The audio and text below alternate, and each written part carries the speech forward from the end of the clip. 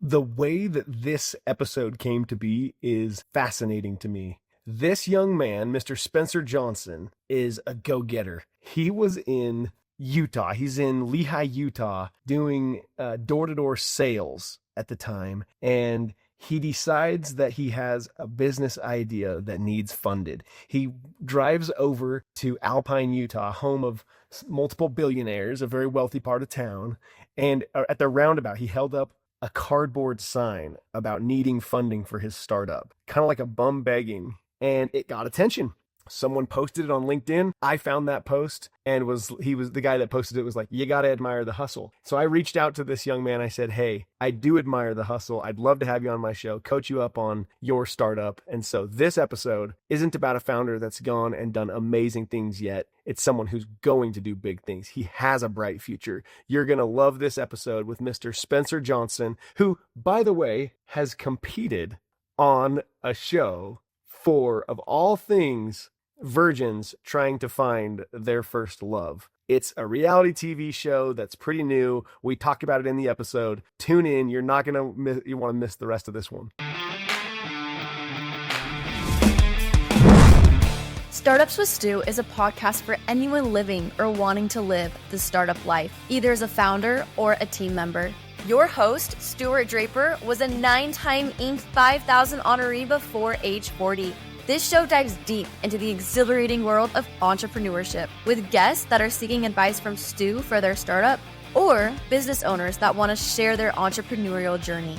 Listeners always walk away with actionable ideas of what to do to take their startup to the moon. Startup life can feel like a roller coaster ride, and with Startups with Stu, you're likely to turn your roller coaster ride into a rocket ship ride. Get ready to uncover the secrets to startup success from visionary founders and savvy investors who've transformed groundbreaking ideas into thriving ventures. Welcome to this fun episode. We've got the founder of Neuro Pouch with us today, Mr. Spencer Johnson. Spencer, welcome to the show. Hey, thanks, man. Super happy to be here. Super pumped. It is going to be exciting to learn more about your fun beginnings as a founder because you're new to the mix. It's not like you've already been there and built 4 businesses and sold them. Maybe not your first try at a venture, but we'll learn more about that. Spencer, tell us what Neuro Pouch is. Yeah, so Neuro Pouch is, think nicotine pouches like Zen and meets Neuro Gum. So the whole idea of Neuro Pouch was instead of using nicotine within the pouches, we're using nootropics, which nootropics are anything that enhances cognitive function. So a lot of people, if they're not super familiar with nootropics, would think of, caffeine or like ashwagandha, lion's mane. Any of those will increase your memory, your learning, and your overall cognition. So the whole goal of it is to be able to take something and on demand be more productive and, think better. Yeah. How, like, what got you into this? How did you decide, like, I'm going to start this business and how did you get product? How'd you make that happen? Yeah, that's a good question. And all of it came not from a desire to work in performance. It actually came from a diagnosis. So about exactly a decade ago, I was diagnosed with an extra chromosome. And so I was born XXY. And so when I got diagnosed, they found out like I couldn't produce testosterone, or at least in very, very trace amounts. So then I had to get on like hormone replacement therapy. And ever since then, I've kind of realized that no one's going to take your health more seriously than yourself. And so I've been on this relentless pursuit for the last decade of finding ways to optimize yourself, whether it's physically or mentally and honestly in like all areas of life, spiritually, financially, everything. So that's kind of how it got started for me. It came from a desire within, not just trying to bring a product to the table. Mm-hmm. Okay. And so in your search, like, what did you use? Did you find AI to be really helpful? How did you land on nootropics? Yeah. AI was helpful in the last year, but we haven't really had too much of that beforehand.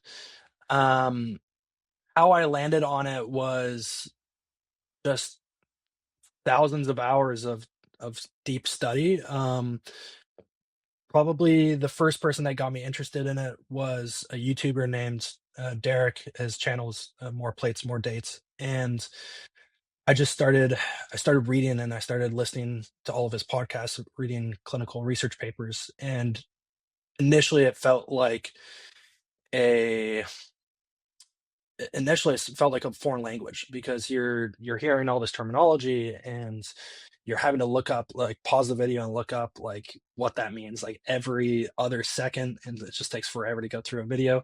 But over Mm-hmm. time it does start to click, and you know, it allowed me to have this deep passion for it where all of a sudden, like a year goes by and I have friends asking me questions and then their friends' friends. And now it's coming from places that I can't even trace, like my aunt's business partner's son wants to talk to you. And um it's been such a blessing in my life because what I once thought was a curse has seemed to become a calling of mine. So just over the years of the study, and just kind of going deeper and deeper, and now I feel almost required to continue the study because so many people rely on me for to know things. So What once was a curse has now become a blessing. I love that message and thought, and that you've been able to like find that life struggle of being diagnosed with that XXY chromosome, uh, man, to then take it and go, I'm going to learn and figure things out and find ways to be more healthy. Good for you. And I hopefully there are listeners today that have found that to be true with their own life. I think most founders have been through some sort of real struggle that's built them, that's strengthened them and helped them have what it takes, the mental fortitude to say, yeah, I can go and struggle through the early days of startup life. You look at, this is funny. It's right after the holidays, but I was teaching my kids. It's like, see, Rudolph had a red nose and everyone made fun of him until all of a sudden he was what saved Christmas. And so, it's super cool that you found a way to do that.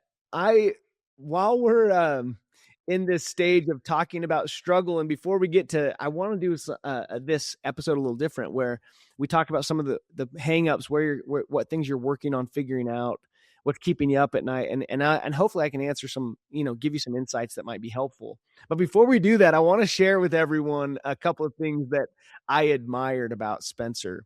So Spencer, the way I met him was through LinkedIn, and it was because someone else posted a picture of Spencer holding up a homeless man's sign, cardboard sign. He went to Alpine, Utah, and he was like, "Will work for funding" kind of sign. What did it exactly say on it, Spencer? it said pre-seed at the top, and then it said looking for investors, ask me about my startup. That's so awesome. Yeah, so some wealthy man that lives in the Alpine area sees it, takes a picture, and posts it on LinkedIn that I see. And I was like, okay, this is the type of hustle and founder I want to meet. How'd you come up with that idea, and what's come from it? I've been doing door-to-door sales for nearly 7 years, and I was doing a blitz out in Utah. And so that's why I was out there to begin with. And I was selling those like permanent jellyfish lights on houses. And I knocked on a house in Lehigh, and I ended up speaking to the owner of the house for about 2 hours. In fact, it was so long that I missed my ride and he had to drive me back home. Um, and he does a lot of like consulting for startups. And I had told him the other day that in Vineyard, while knocking, I ran into someone that was knocking on doors trying to raise money for his AI startup. And he was asking 50 million. And I was like, is that even worth doing? And he was like, you know what you could do is you could actually just stand up in an Alpine with a sign.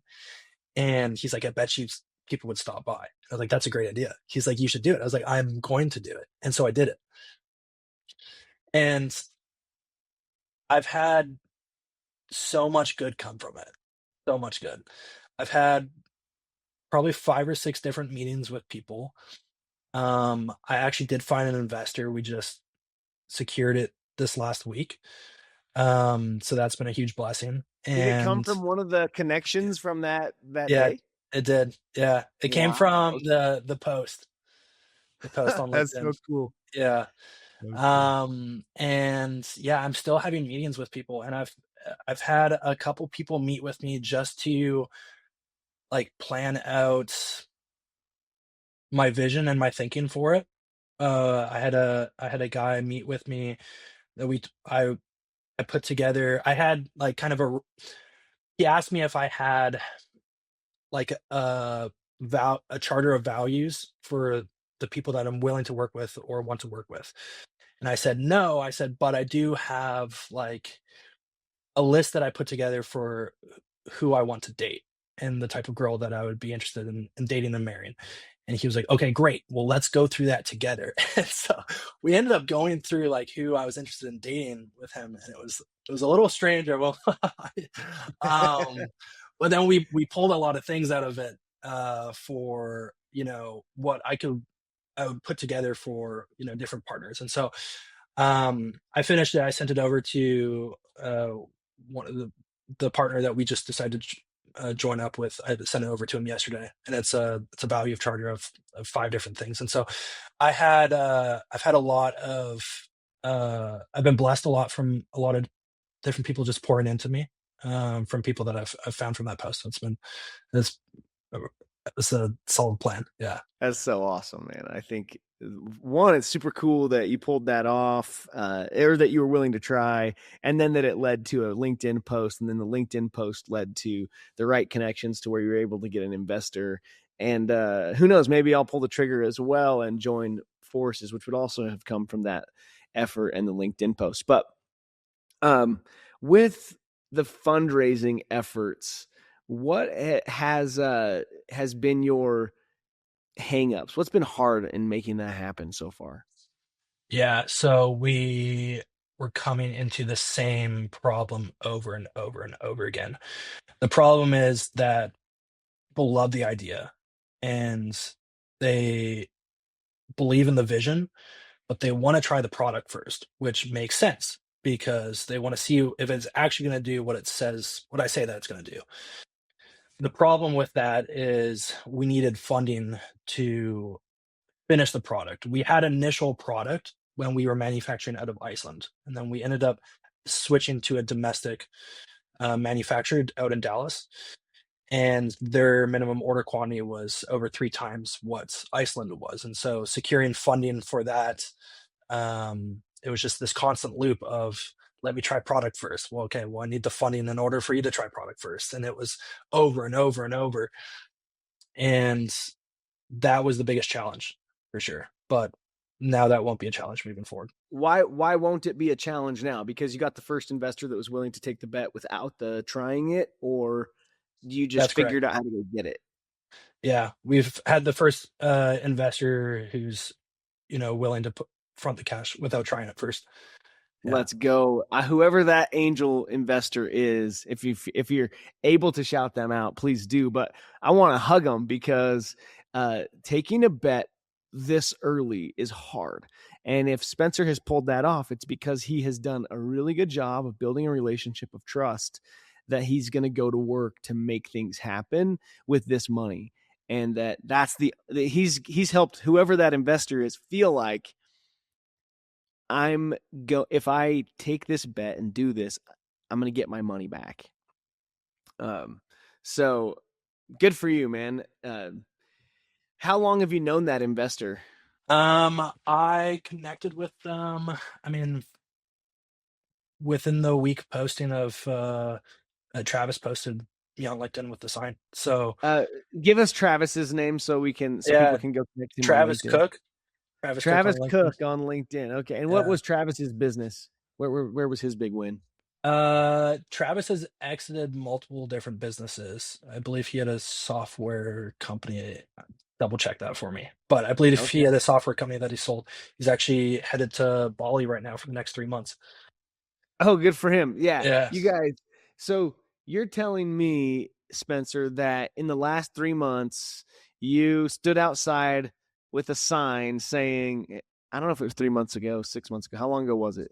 I want to say a month ago.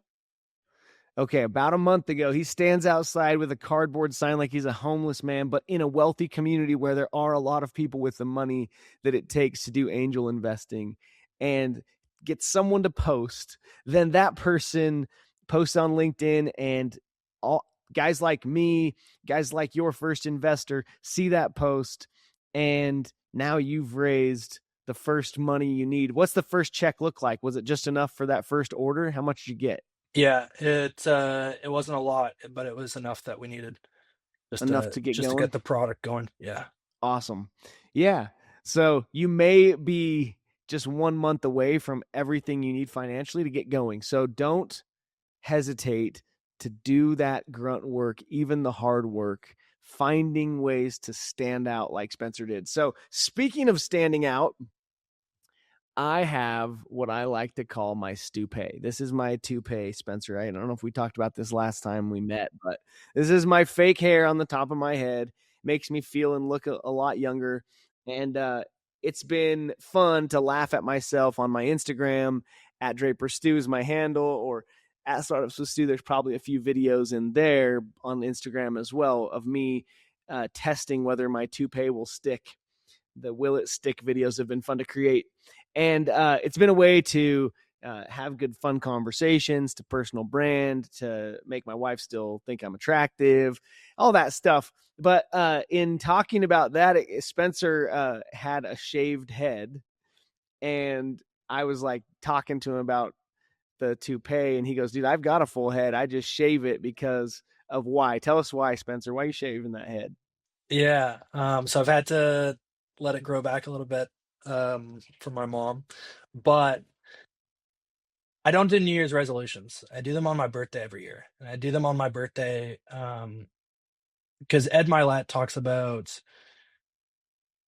being in a constant mission of going to your next level. You're going to a better version of yourself, and so I basically look at that on my birthday every year. I write out a list of things. I reflect on my previous goals of the year, and then write out a list of things that I'd like to complete for the next year.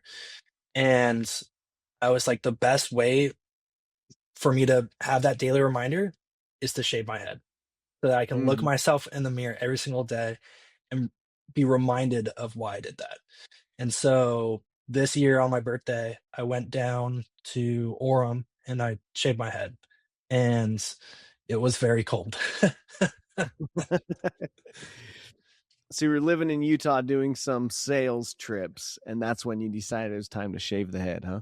Yeah, that's exactly it. And with the end goal of what? Like, if I shave my head, then If I shave my head for the next 6 months while it's growing back out, all I do is live, breathe, and think improving myself in a financial, physical, and spiritual way.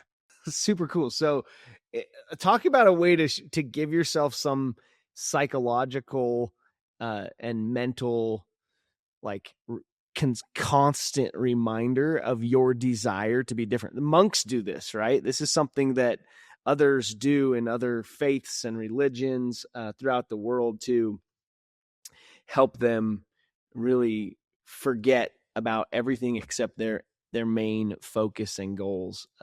What do you think it is, Spencer, that makes you such a goal oriented individual? Is it stuff in your upbringing? Definitely part of my upbringing, but I would say the single biggest impact on my life was I went right after Bible college. I came back to Canada. I went to Bible college in California. I came back to Canada, and my best friend convinced me to do door-to-door sales with him in Canada, and we were working for a telecom company. But this telecom company, it was like how the grit like markets out for different companies. It was a marketing company that we were selling for, and they were so personal development focused that for the first week we were there, all we were there to do was knock doors. But for the first week we were there, we had to wear a suit every single day into the office in like downtown Vancouver. The office was in a super nice building. Um, And we basically went there to learn and like learn how to think and learn how to think for yourself and learn like who to listen to and the choices, what choices to make and how they can impact your life. And it wasn't just being there that changed it. It was the fact that everyone who was there in leadership, they breathed it.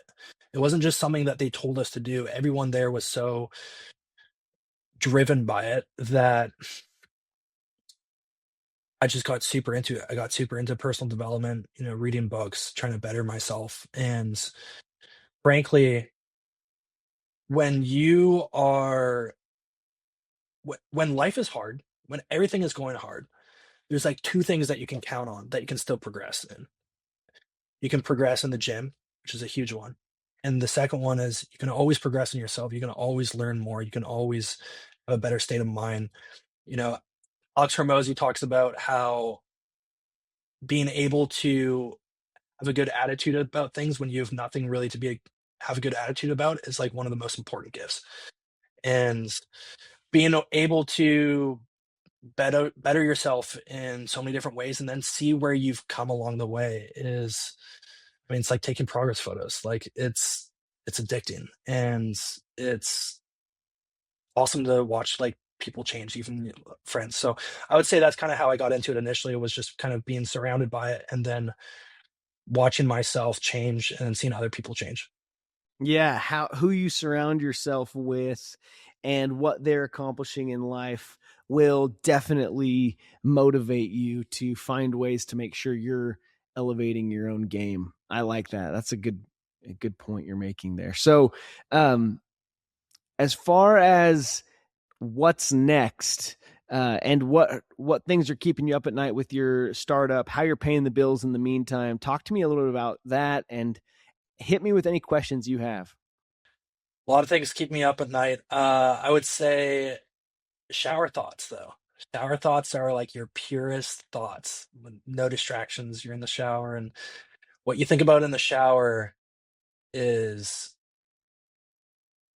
real and raw stuff. I was thinking about that the other day because I always think about really great things in the shower too. So, um, yeah, how am I paying the bills? I do high performance consulting and coaching for high achieving individuals, but not just high achieving individuals, people that have an issue that they want fixed. And so I don't do the general, like, I want to get in better shape. There's hundreds of great coaches for that. I do more niche work. Fertility issues I work with a lot, or I work on the nootropic side of things on having being able to do more workload and think clear and be more driven and um, a lot of different health dysfunctions, thyroid issues, stuff like that. I love that stuff. I love anything that I have to think about, that I have to research, that I have to study. So did you grow that through word of mouth? How have you been able to grow that income source? Yeah, purely word of mouth. People just talking to other people and being referred.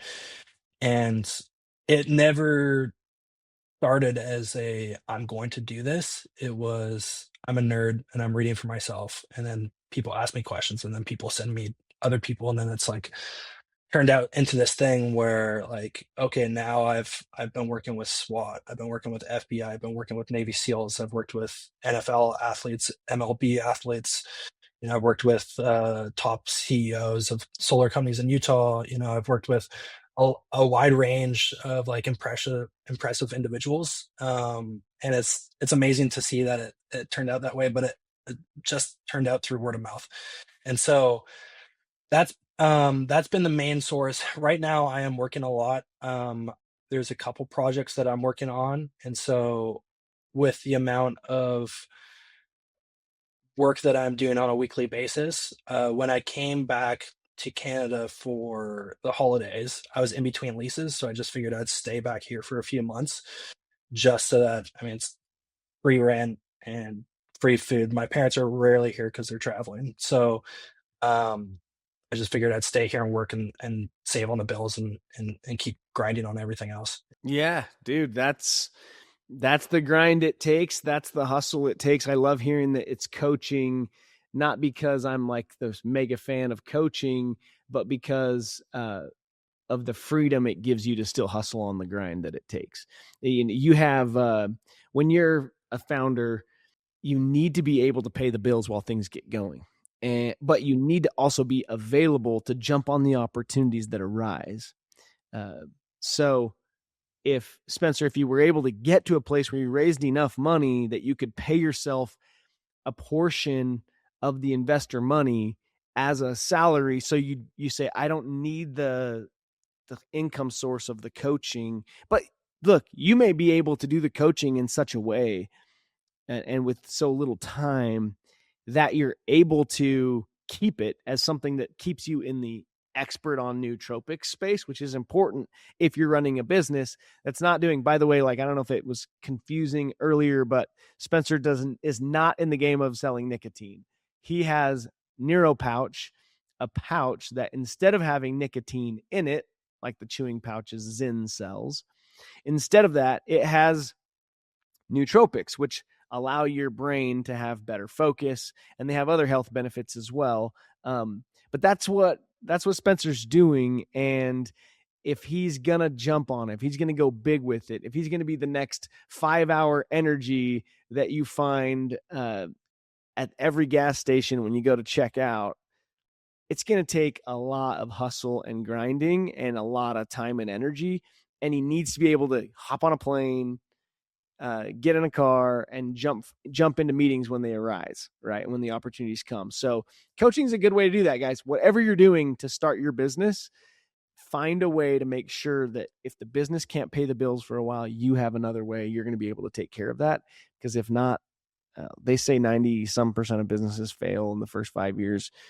I don't know that they failed as much as the person trying decided they didn't have the cash to keep going. And so that's key to anyone's success in getting their business off the ground. So Spencer, what other issues are you working through with your business, or what other questions do you have for me as someone who's built some businesses? What would you say are the most common pitfalls that you can see looking back on starting a business that you wouldn't have noticed when doing it at the time? Okay, this is a really important one for anyone who's serious about growing a business to the next level, and that is contracts. So the contracts that you create with your employees, the contracts you do or don't create with your partners, with your investors, those will make or break a business. So a pitfall that I ran into early days was partnerships that didn't include contracts. They were built on handshakes and broken on ethics. And if you rely just on a handshake, you're not trusting. You're trusting the people. And I like to say that you trust contracts, not people.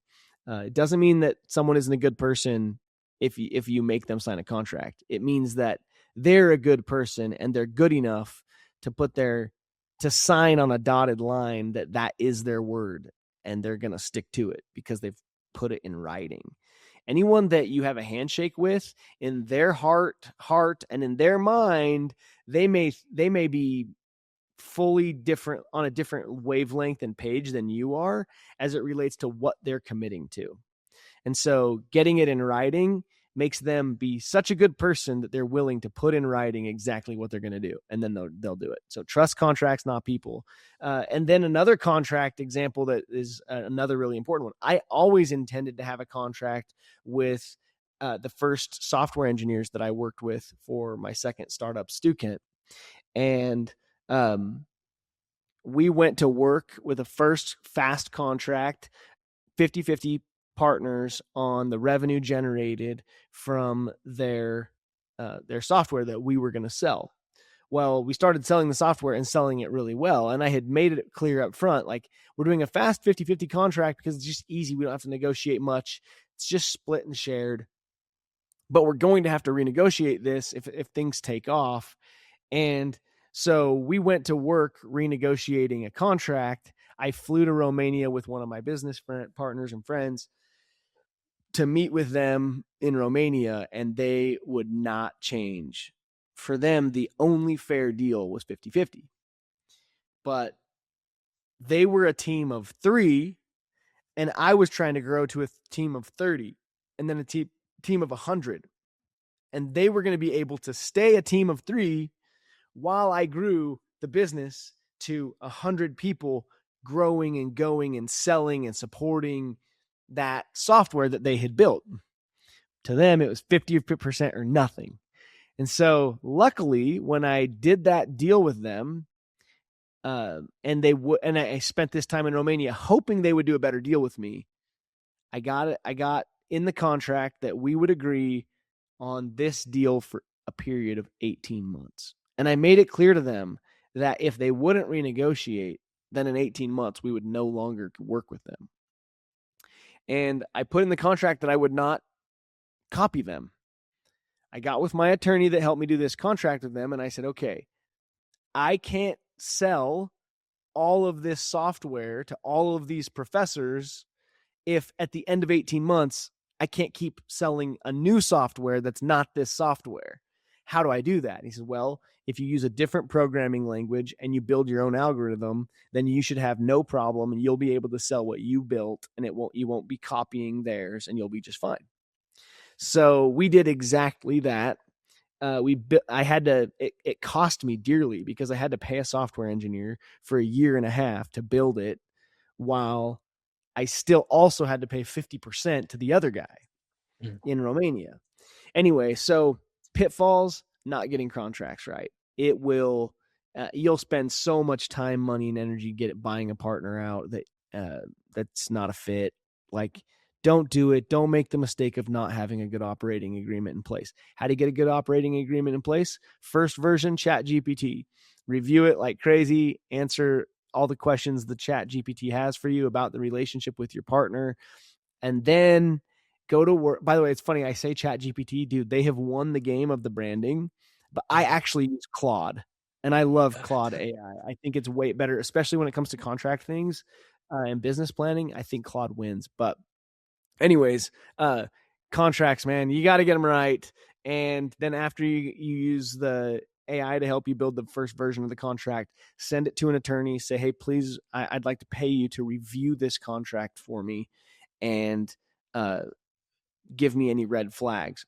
After you've already given that prompt to an AI and it's told you what it thinks are the red flags, then go to the attorney. But get an attorney's eyeballs on it and spend the $500. Because it may save you 50 grand. It may save you 5 million later.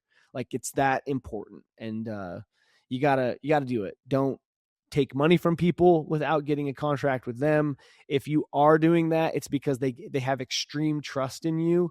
And they're probably writing a check small enough that if they never see the money again, they're okay. And that's why they did it without a contract. But go get a contract.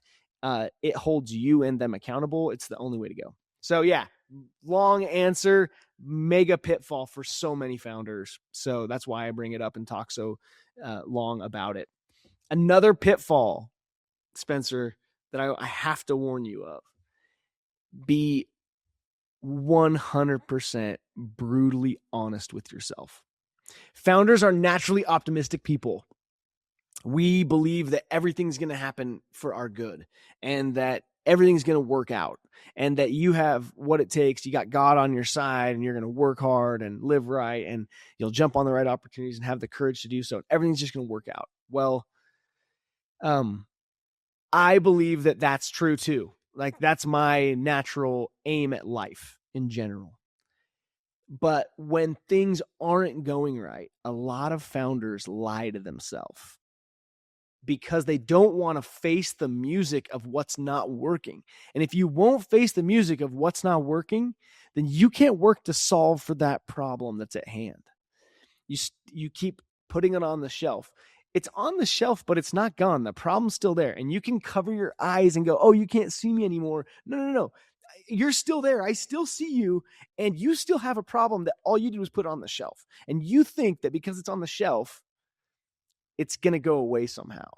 Most problems in business won't go away until you solve them. I think the greatest business owners, the legendaries, the Elons and the Bezos and the Peter Thiels of the world and the Sergey Brins of Google, like those types of guys, they went through problem solve after problem solve after problem solve, and they never stop.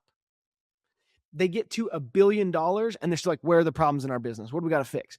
Most people, when they get to like 10 million, they're like, I can breathe a little bit. Like we got some money coming in and we're good. Dude, I was blown away that I had told myself when we were $1 million, when we do 2 million, then we'll have all of these problems will be solved. And then we got to 2 million. It was like, when we get to 4 million, all these problems will be solved. And it was like, yeah, you solved those problems, but then you hired 15 more people and you have so many new, bigger, different, better problems to go solve, but you still have to solve for them. And I think a lot of people give up on solving those big problems and they're like, they settle into like, this is the business we created and it works for some and it doesn't work for all, but now we're going to try to grow 10%. No. Solve the bigger problems that allow you to grow from 100 to 200 and from 200 to 1 million and from 1 million to 5 million, and like find those things. What's the problem or issue or holdback that's keeping you from that really big next level?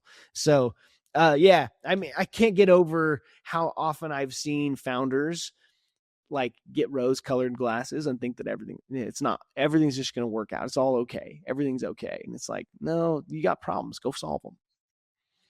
So yeah, I would say of all the different pitfalls I could mention, those are two of the biggest ones to solve for: contracts and honesty with yourself. That's good. The contracts one, I had a couple good friends that had they thought everything was going to go well and things ended up not going well with partners, and they told me time and time again, contract.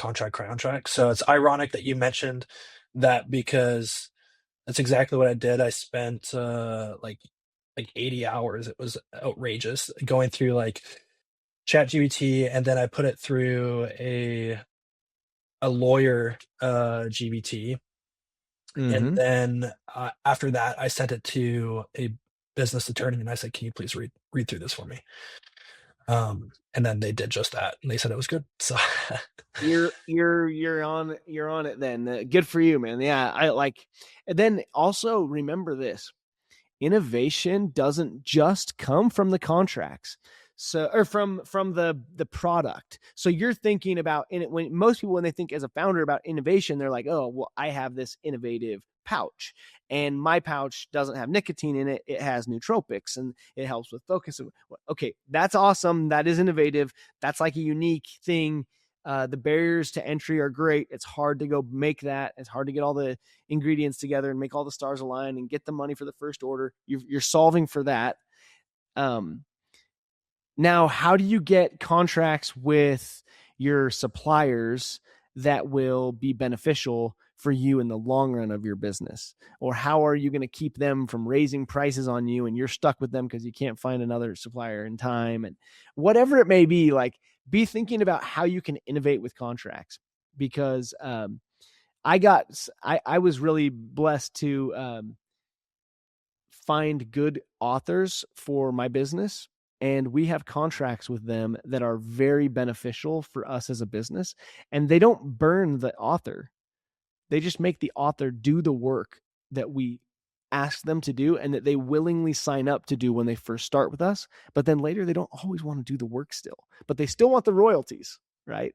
And so we put in there, like, if we're going to keep paying you the royalties, you've got to do this work. And so lots of different ways to innovate. Another innovative thing you can do with contracts is in the protection of your IP. I think, by the way, founders sometimes overthink IP, whether that be copyright, trademark, whether that be patents. Sometimes they're worth the time, money, and energy. A lot of times they're not. Get legal advice, but remember that whoever the attorney is that's going to make money off of giving you a patent, helping you secure a patent, is also biased about the value of that patent. And so ask them like, okay, so when I have the patent, then what? How much is it going to cost me to fight with someone who has breached the contract of our patent?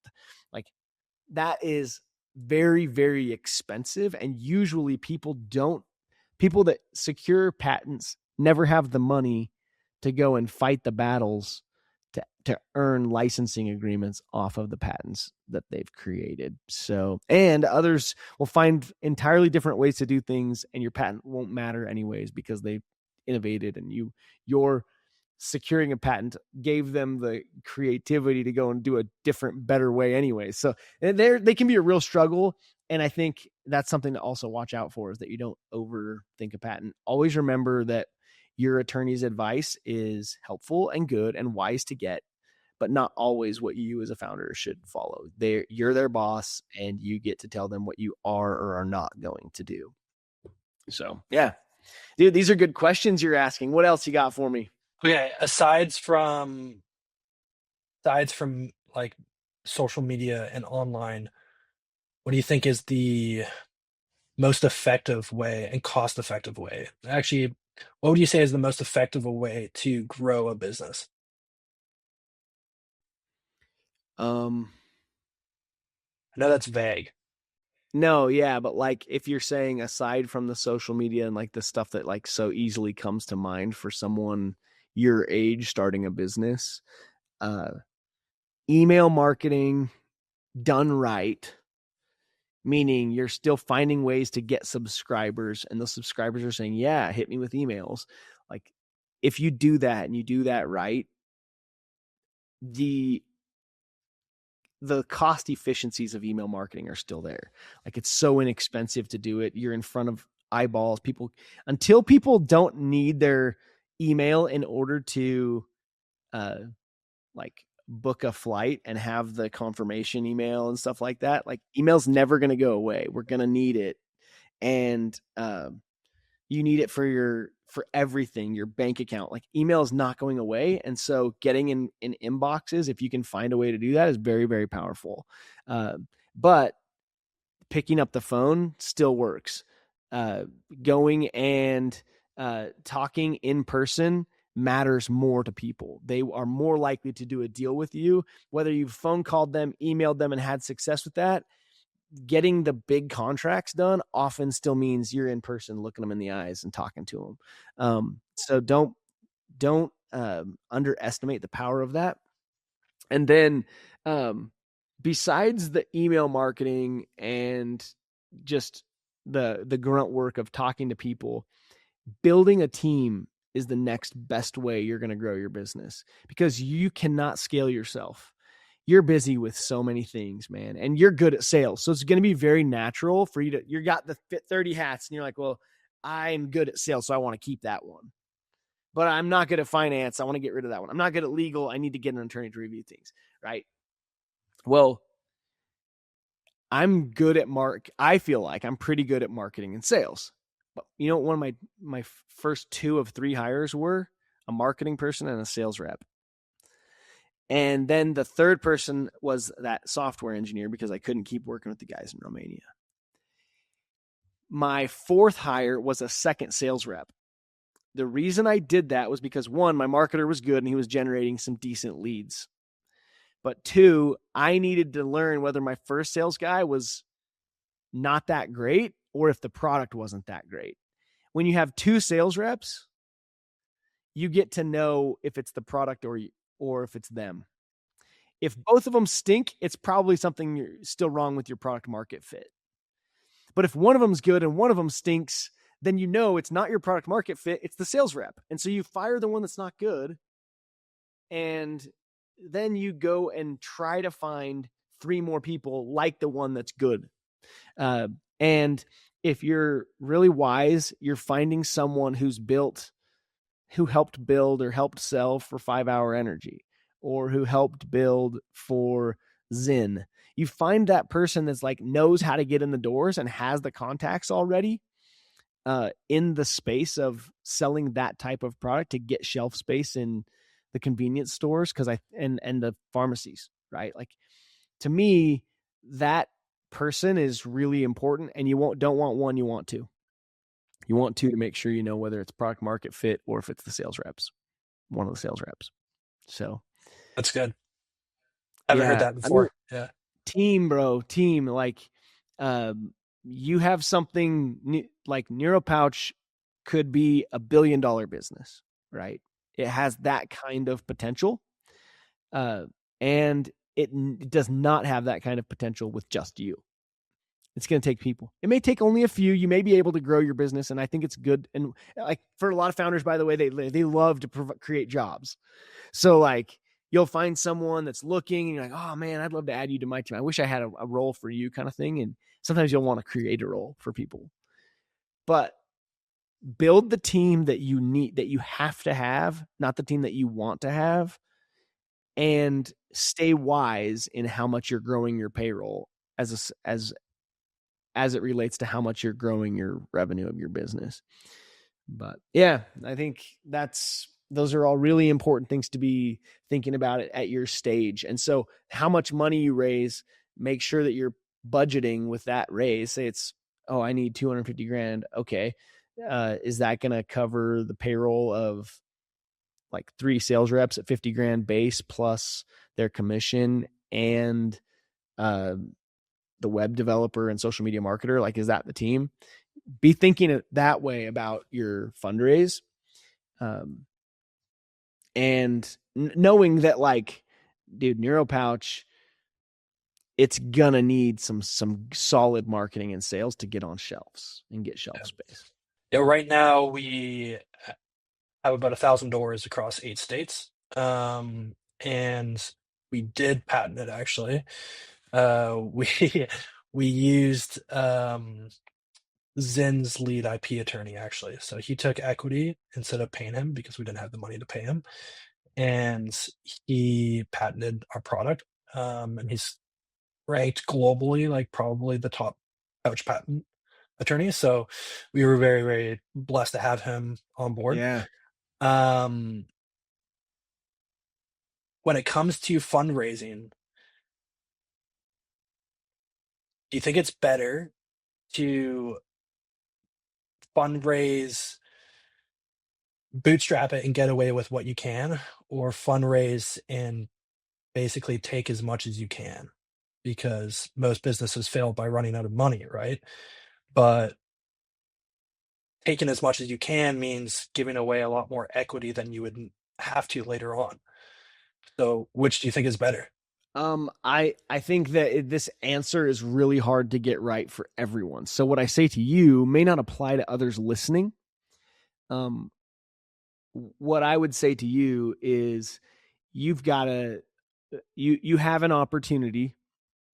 I don't know what the rest of the landscape looks like. I don't know who's out there with nootropics and what they're doing, and if they have a plan for their own style of feeding it to people beyond, does it work well with pills? Do people prefer pills? Who knows? And so I would still need to do more research to say, yes, I'm ready to pull the trigger and make an investment myself.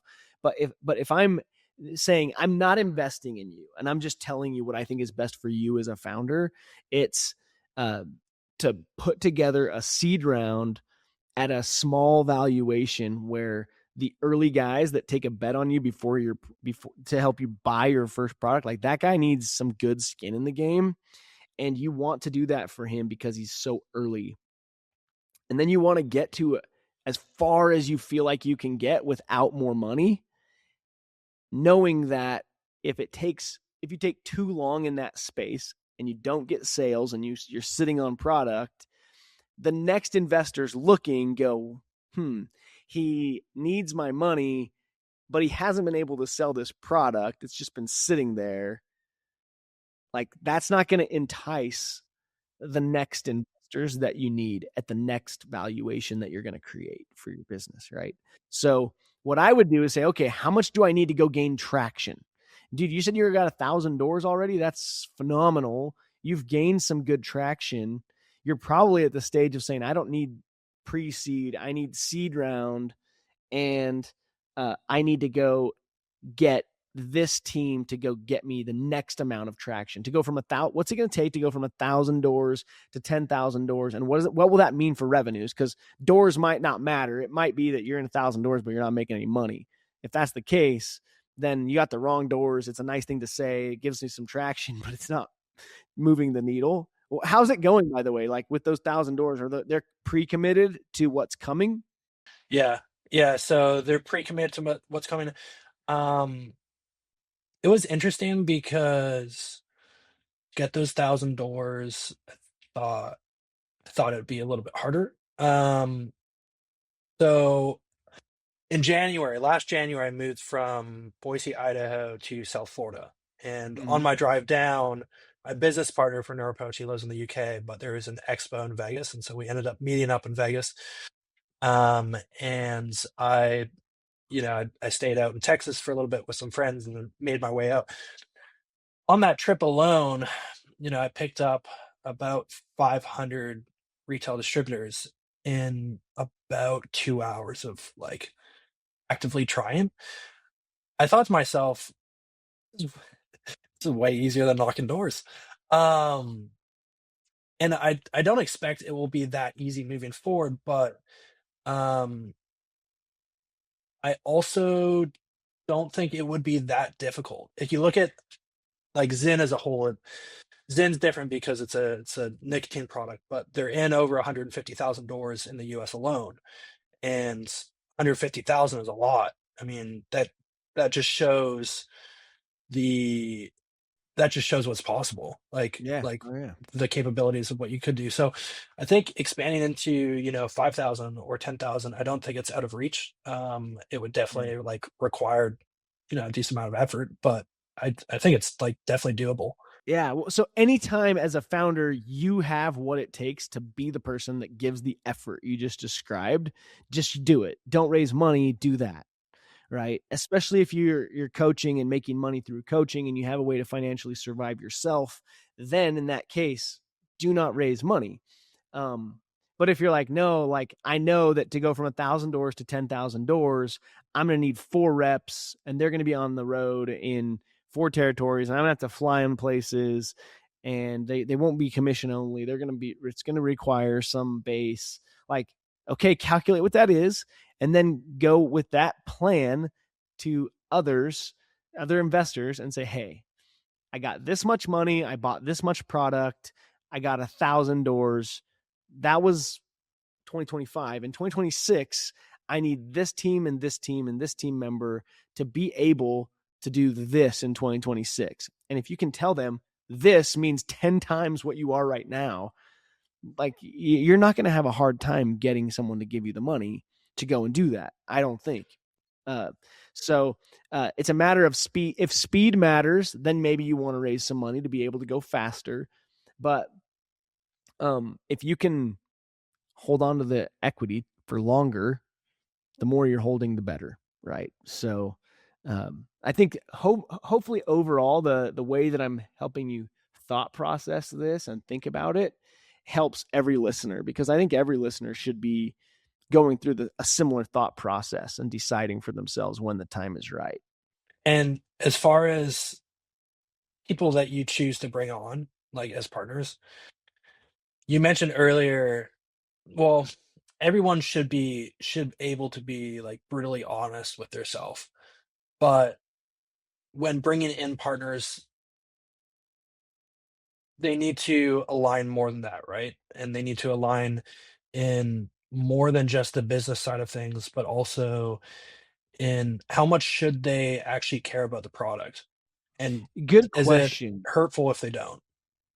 Yeah. I think it's helpful if they do, but most of the value that investors are going to give you is the money they give you, not the help they give you from a armchair quarterback on Monday, right? That's like telling you what you should have done on Sunday when you were a quarterback. Like the investors, as wise as they are, as successful as they've been, the most valuable thing they're giving you is their money. Sometimes they can give you more than that. They can give you direction. They can give you connections. But to me, I think that as long as you're holding control, they don't have a big say in your business, right? They are a financial supplier. That's what they are. They're giving you money. They want you to bring them money back. But at this stage, whoever is giving you money that is for a minority stake, meaning they have no say in what you decide to go do with the business. And so if you want them to have a say, if you feel like they are a good network, if they provide more than just money, great. But don't take someone's money just because of that. Like most of those people are going to just be willing to network for you and help you. If you ask them for an introduction and they see that you care and are trying, they're going to help you. If they've already given you their time to listen, then they'll help you without the need for you to take their money in order to get more help. Now, obviously, Shark Tank gives you great examples where I'm dead wrong in this. Like if you can go get Mark Cuban, if you can go get someone, Barbara Corcoran, great. Like that is good. Don't get me wrong. There's a time and place where network and personal brand power matters, but it's not everything. And most angel money is just that. It's just money, and they're not in the day-to-day operations. And dude, they'll respond to like 1 in 4 of your emails you send, giving them updates about how things are going. Like they're really detached from the money. In fact, most of them are going, I'm never going to see this money again. If I do, great. But they're writing you a check that's a size where they feel like if I lose this, it's not the end of the world. Yeah, that's good. Yeah. Yeah, I think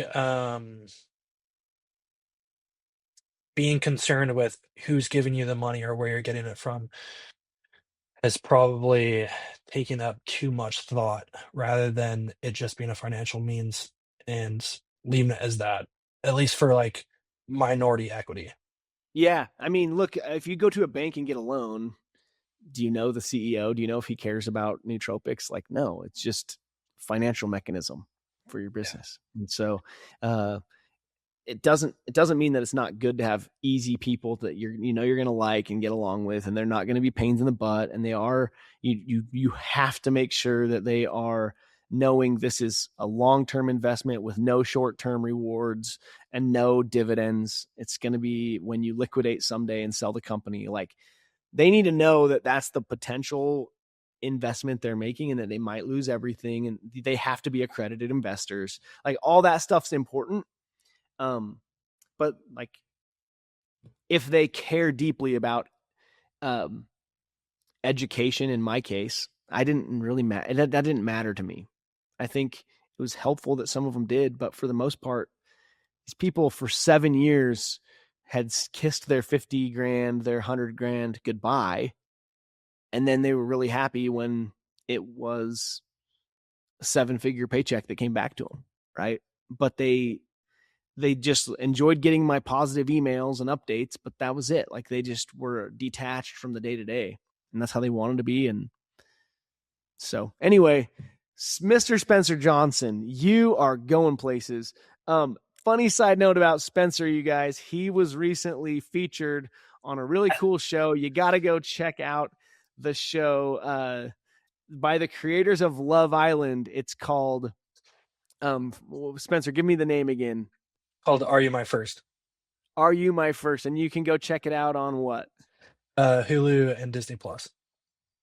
Okay, if you want to go get to know Spencer on a different level as a reality TV show guy, there you go. You can go check him out there. If they want to go learn more about Neuro Pouch, is there a website they can check out? The website isn't live quite yet just because it has all the ingredients on it, and I don't want to be made public until we're with product. But my LinkedIn is probably the best place, and the page is LinkedIn. Yeah.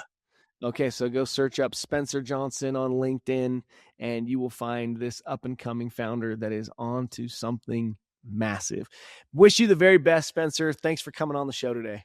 Thanks so much, Stu. It was a blast. Thanks for joining me on Startups with Stu. We have big goals to help millions of entrepreneurs. If you enjoyed this show, please take a minute to share it with someone else that needs to hear it, or leave a review. Remember, success is within reach for those who dare to dream big and take action. Until next time, keep pushing forward on your entrepreneurial journey.